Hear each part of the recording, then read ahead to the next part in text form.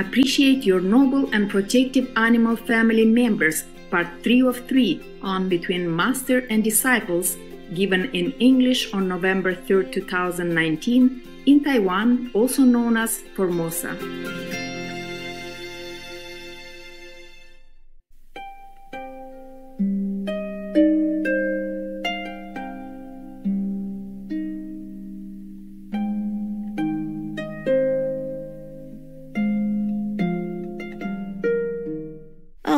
So small dogs and only 3 years and a half now. Understood everything in English, huh?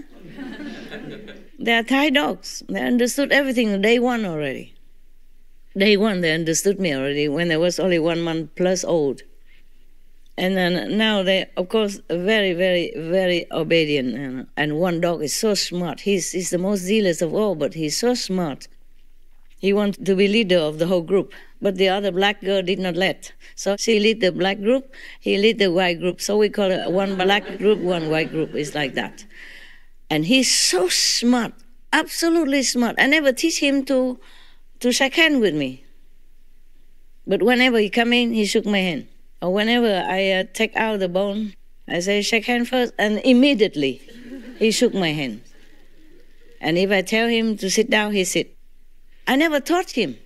I mean, normally you have to train for a while until they do that. No, he trained himself, all by himself. He lay down, he sissy-sassy all by himself, and I tell him, get up, don't make any more theater. And then he get up and I go in a corner somewhere. I say, I have to work now. I don't have time to rub your belly. Later, okay? And then he just kind of embarrassed and then left, go in the corner in his bed or whatever. And sometimes I feel sorry. I said, okay, come here. I just rub 2 seconds, okay? No more, all right? You know I'm very busy, right? And then he don't demand. He just licked my hand to tell me that he understood. And then the smaller one, whenever I come, she kisses me all over from the head to the toe. Yeah. First she licks my toes. And then, because she's too small, she doesn't jump that high. She licks the toes, and then I had to sit down and hug her and carry her up, and then she licked me all over. That's the opportunity, you know, to kiss all over my face. And I'm all wet and drooled all over. Yeah. And then my hands, you know, first my face and then my hand. And then if I put her down, she licked my toes again. I said, not again. Don't bribe me anymore. I am really busy. And then I say, go up on the sofa. And then she jump up on the sofa. Very obedient, these dogs. And I don't even have time to train them. Day 1, day 2, they already obey me. Absolute. There's no question asked that I am there. Pack alpha. It's not because they understood English, because others also speak English. They play deaf, you know. What? And then they turn around, go somewhere else, hide under somewhere. Oh, hide behind me, hide under my legs, whatever.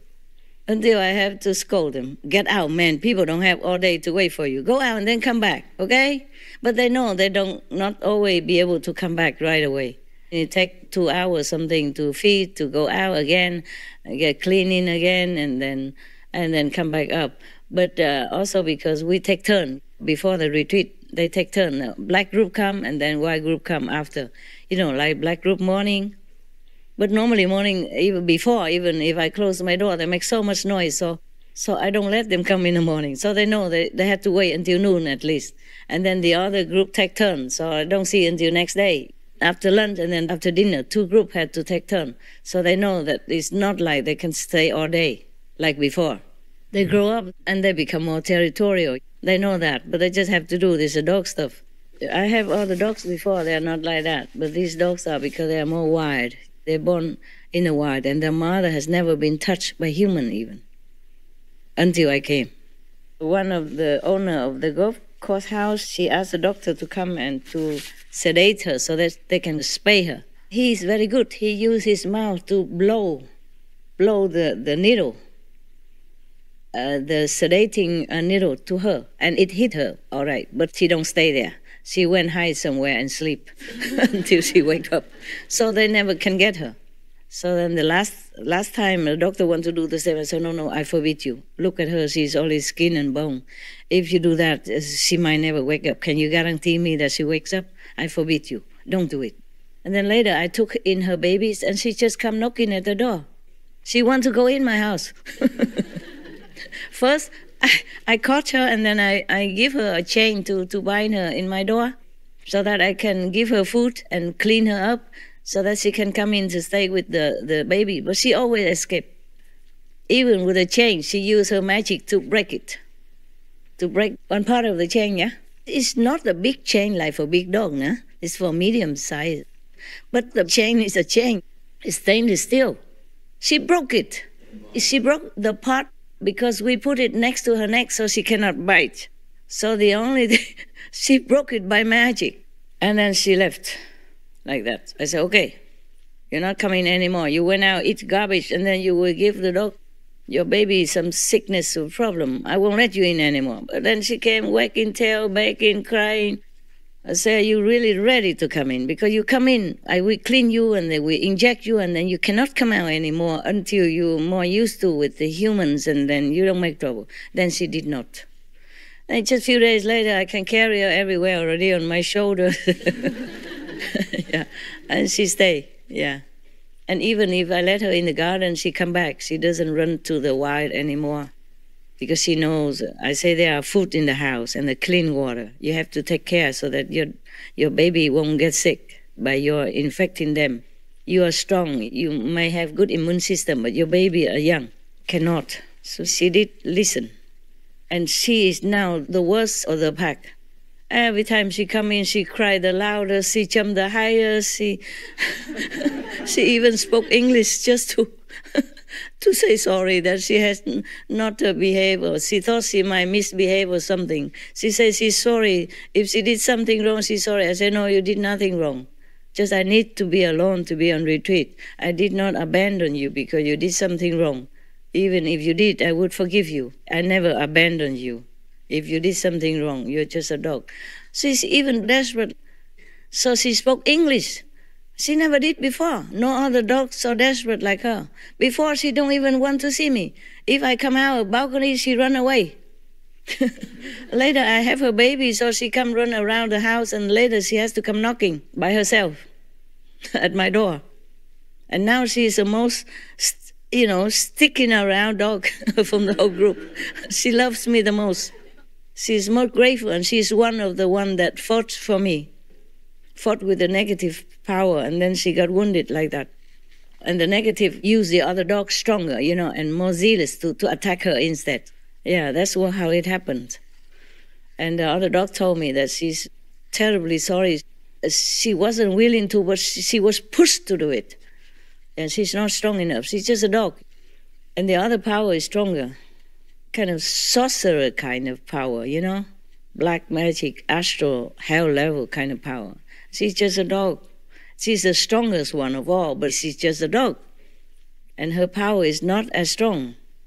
I say, okay, don't worry, I forgive you. I forgive you. And I still let her come back to see me, taking turn like other dogs.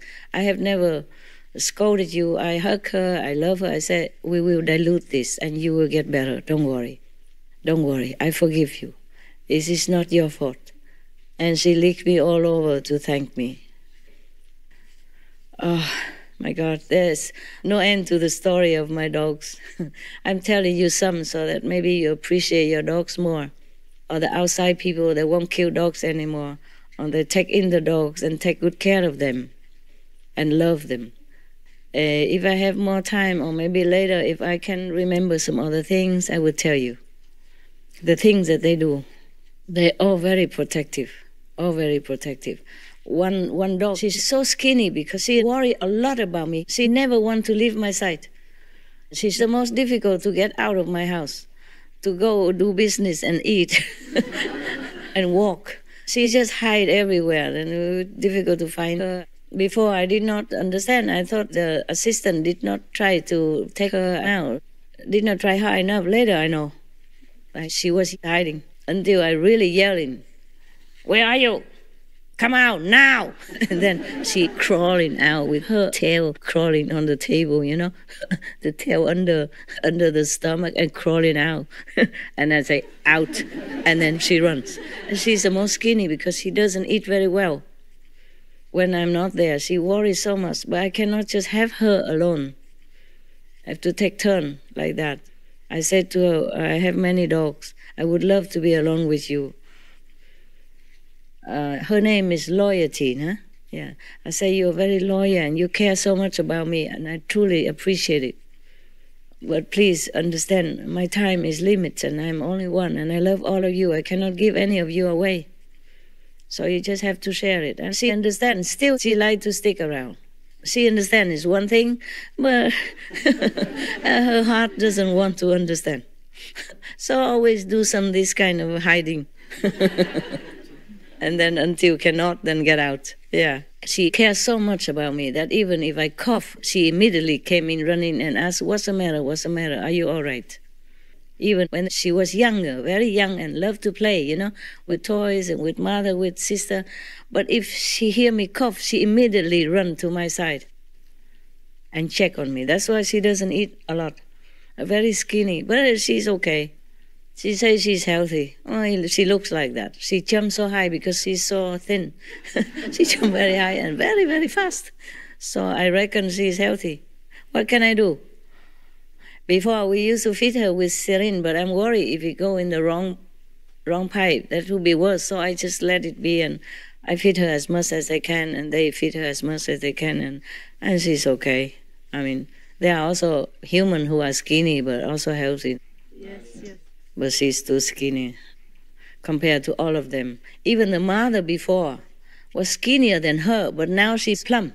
You know, she eats well, she sleeps good, she feels secure, and she regained and so beautiful and round now. But that little one, never.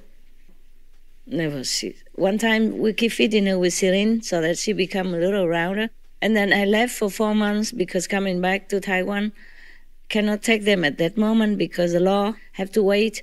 And I came back 4 months without seeing them, and she get back to skinny again. And never regain because I don't have enough time. And the assistant, I don't trust them to give food like this. And I'm worried, okay? So I just let it be, and she seems okay. And whenever she come up, I try to feed her what I can, but she's still not as good. Not as good. She worries so much. She just wants to be next to me all the time, to take care of me, to check on me. That's what it is. Too much love, too much love. And protective as well, no? Even if she's small, but if she knows something, she always jump out, you know? Also fight with the negative. And sometimes the bigger dog kind of harassing the smaller dog, she always jump between them and lay on top of the smaller dog so that the other one don't bite her. The smallest one always have trouble with other dogs, some of them. But this one, she always jump on top of her and protect her all the time. When some of my, like maybe a guard or someone come in, or a stranger, you know, the one who doesn't take care of them, they only trust me and the caretakers. If a good one. If not good one, they would tell me that is no good. Yes. Not because I discriminate, but because if they continue to stay, they will make a bad energy and the dog will fight. I saw that many times, so I had to let some of the people go. And if somebody come in, you know, another zealous dog barking at them and kind of very strong, zealously want to threaten them or something, yeah, not biting, but threaten, then she always run around that person or in front of that person to protect, to tell the other one, stop it, like that. Not only she protects me, she protects other dogs and other beings, other humans as well. The other are more zealous because they are a leader, yeah? And they want to protect me. That's all. They don't care who comes. Even God comes, they also bark and threaten them to be away from me. Stay away, something like that. There's no end to what dog would do for you. I don't know any human who cannot love dog. Any human who cannot love dogs, they have a problem. Okay, never mind. I just hope some people listen to this and know that dogs are a very noble race of beings. Even if by karma they had to come back, yeah, they still are noble beings. They've been trained, they've been taught, programmed to be noble and protective like that. Karma, because the dog also need to pay for their karma, yeah? We feed them meat, we feed them fish. If they come back, they have to pay all that as well. Or if because they protected us and they hurt someone else, yeah? Or hurt other animal, they have to pay for that karma too. Yeah, they know all that. They know more than we do. They still do it. They do it, but for good cause, yeah? Not like most of us do it just for selfish reason or gluttonous reason or fun or whatever, like go out hunting for fun. Not because poor or have no money, they have to go out to survive on the wild, but no, go out hunting for fun. Big, strong man harassing and cornering the small little rabbits or whatever and then kill them like that and say it's fun. Or kill the ducks, you know, wild ducks like that, and call that fun, game, whatever. Yeah, game. I call that a silly game, wicked game, yeah. Men so big and strong should not do this kind of thing. It's not gentleman way to live. Especially you are rich and you have enough food to eat.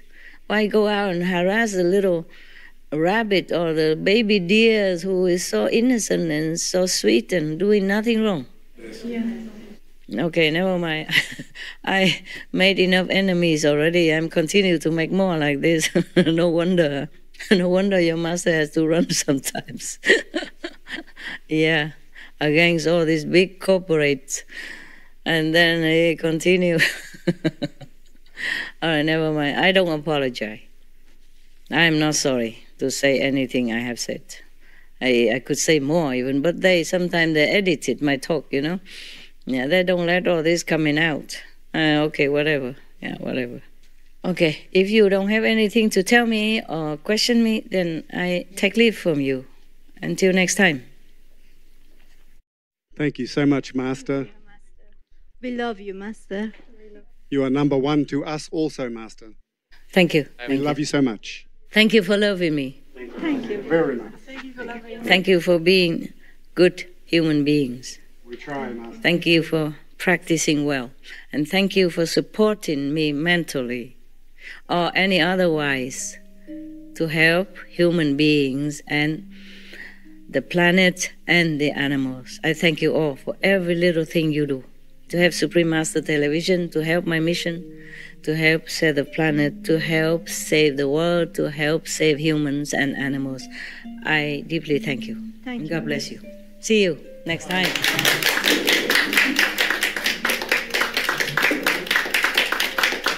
God bless. So long, eh? Thank you so much.